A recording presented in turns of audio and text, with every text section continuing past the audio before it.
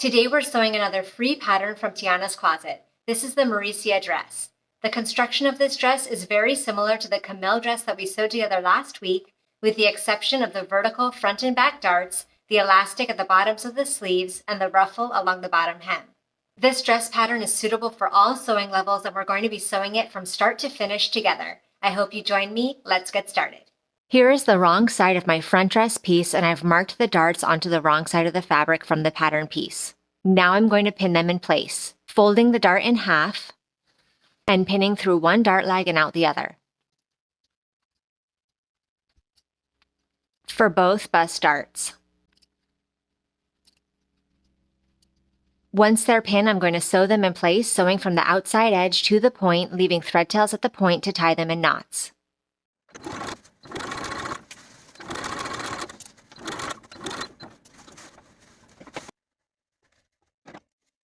Now that the bust darts are sewn, I'm going to pin and sew my center front darts.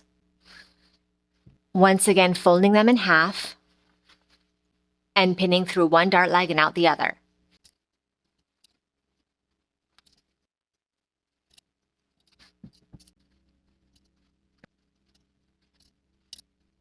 Now I'm going to sew both of those vertical darts from the top, leaving thread tails, following the markings from the pattern piece and leaving thread tails at the bottom as well, tying both ends in knots.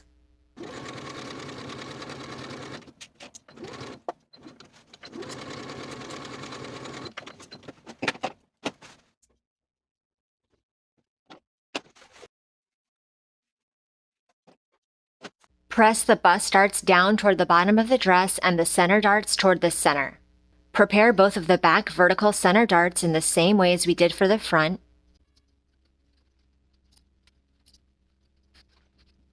Sew both of your vertical darts, tie both of the ends, and press each one toward the center back. Place the front and back dress pieces right sides together. Pin your shoulder seams and side seams.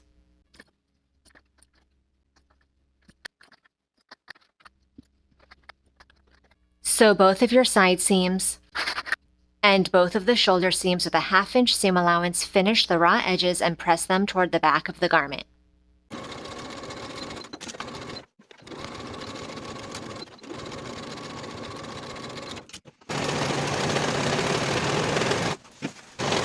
I've gone ahead and finished both of the center front raw edges. I used my serger, but you could also finish the edges using a zigzag stitch. Now I'm going to take my 22-inch long invisible zipper, open it up, and take it to the iron to press open those coils for both sides of the zipper tape.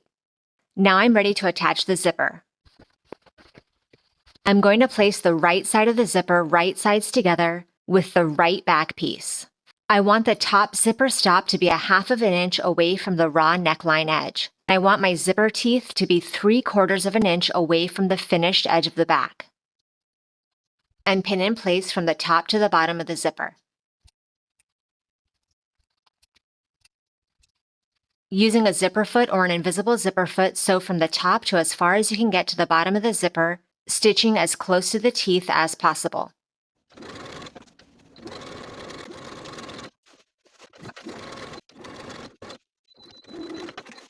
Now that one side of the zipper is installed, I'm going to close the zipper. Then I'll place the left zipper tape right sides together with the left side of the dress. Having the zipper closed will help me align the notches. And we're going to pin this zipper tape in place so that the zipper teeth are also 3/4 inch away from the finished edge. Once I've pinned and the notches are aligned, I'll open the zipper once again and continue pinning the rest of the zipper tape to the left back. Also making sure that again your top zipper stop is a 1/2 inch away from the top neckline edge.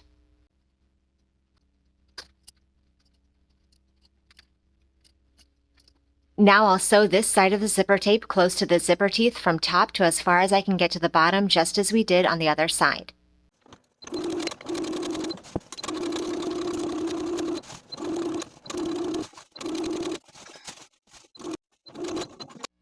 Now I'll close my zipper once again, and I'll pin the remainder of the center back seam. With the zipper foot still installed, start your stitches where the zipper stitching ended, backstitching to secure and continuing with a 3/4 inch seam allowance to the bottom of the garment.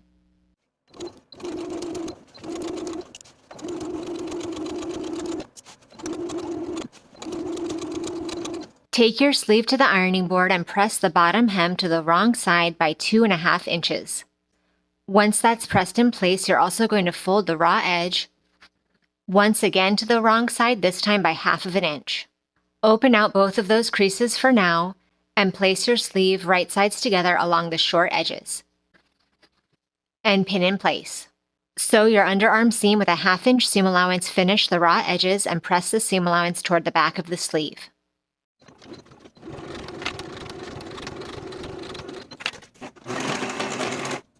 Now fold up your hem along the creases that you pre-pressed, making sure that the 1/2 inch fold along the raw edge is tucked underneath. Now we're going to sew 2 rows of stitching to create the casing. The first row of stitching will be edge stitching along this upper fold, stitching all the way around but leaving a 1.5 inch gap to insert the elastic.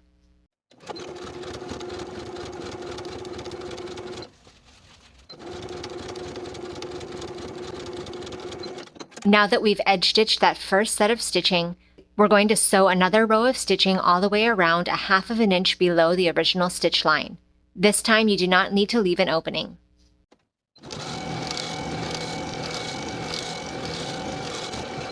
I've cut a piece of 1/4 inch elastic that fits around my bicep, not too tight, leaving a little bit of length for seam allowance. Just for reference, my elastic is 10 inches long and I'm sewing the extra small. I'm going to place the safety pin at the end of the elastic and draw it through the opening I left in my stitches. Once the elastic comes out the other end, overlap the 2 edges by 1/2 inch, and with your machine or using a needle and thread, stitch together securely. Then we can pull the elastic entirely into the casing and take the sleeve to your sewing machine to sew closed the gap in your stitches, following the original stitching line. To prepare for inserting the sleeve into the armhole, sew basting stitches from outer notch to outer notch, leaving thread tails on both ends so that you have threads to pull for gathering.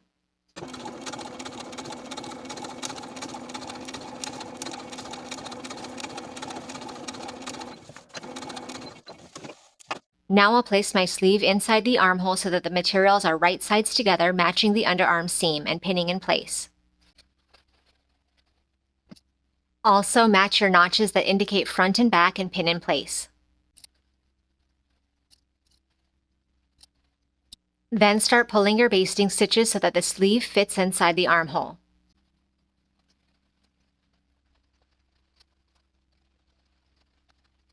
Once the sleeve is gathered to fit, continue pinning in place, making sure that you're matching the notch at the top of the sleeve with the shoulder seam.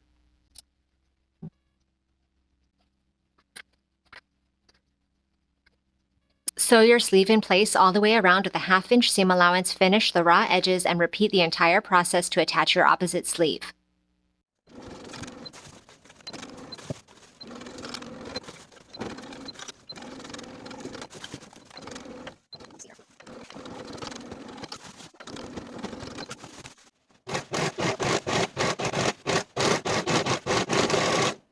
Apply interfacing to the wrong side of each of your facing pieces, then place them right sides together along the shoulder seams. And pin. Sew with a 1/2 inch seam allowance and press your seams open.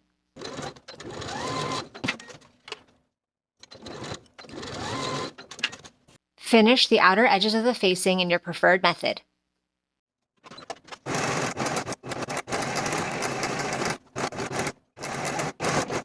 At the center back of your dress, open out the zipper so that it's lying flat. Match up the corresponding short end of your facing with the zipper along the vertical edge and pin in place. And repeat for both center backs. Use our zipper foot to sew from the top of the facing to the bottom with a 1/4 inch seam allowance for both vertical edges of the top center back.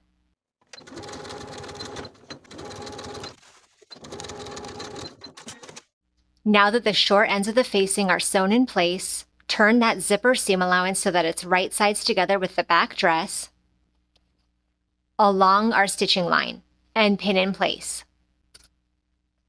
Do the same on the other side. And continue pinning the facing to the top of the neckline, matching the shoulder seams.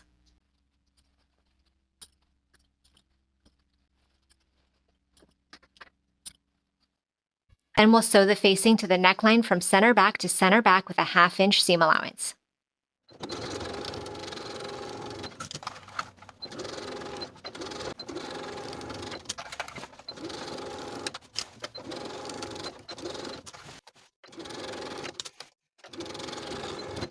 Now I'm going to trim the seam allowance at the top of the center back edges and continue trimming my seam allowance all the way around by about half. I'm also going to clip into the curves of the neckline.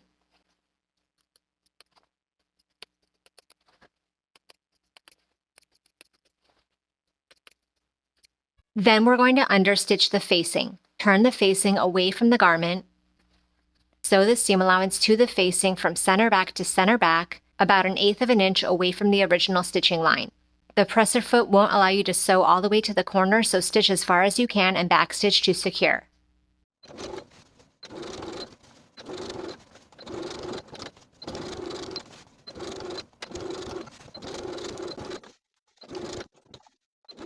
Then we can turn the facing to the inside of the garment and poke out the center back corners.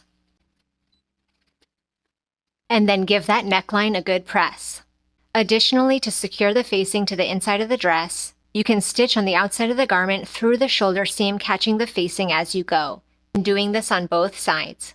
Alternatively, you can turn the dress inside out and use a needle and thread to sew the bottom of the facing to each of your shoulder seam allowances, just stitching through the seam allowance and not through the front of the dress so that the stitches are invisible from the outside. And doing that at both shoulder seams. For both of the ruffle pieces, finish the vertical short raw edges using a zigzag stitch or your serger. On both sides, again for both pieces. Place the ruffle pieces right sides together and pin the short edges on both sides. Sew both short ends of the ruffle with a 1/2 inch seam allowance and press the seams open.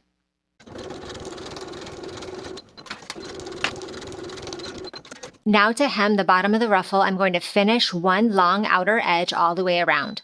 Then I'll press those finished edges to the wrong side by 3/4 of an inch all the way around. Now that the hem is finished and pressed, we're going to sew close to the finishing stitches all the way around the bottom of the ruffle.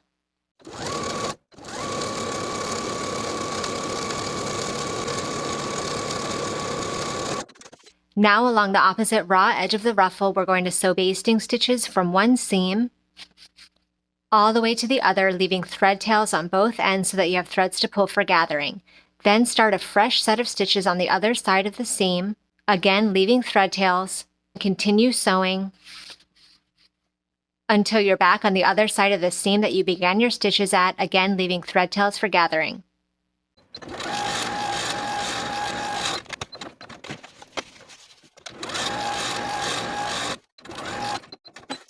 Now I'll place the ruffle and the bottom of the dress right sides together, matching the seams, and pin in place.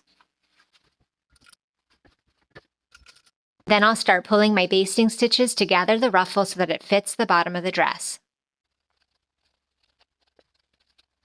And once your ruffle fits the bottom of the dress, pin in place.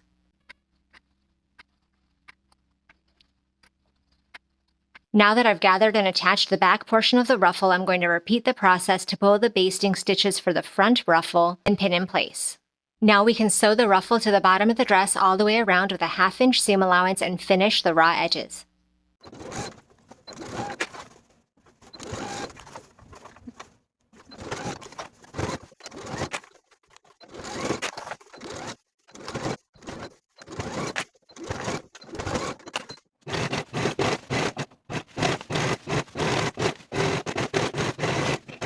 To make sure that your ruffle stays nicely oriented downward, press your seam allowance up toward the dress, and then top stitch just above that ruffle seam, catching the seam allowance as you go.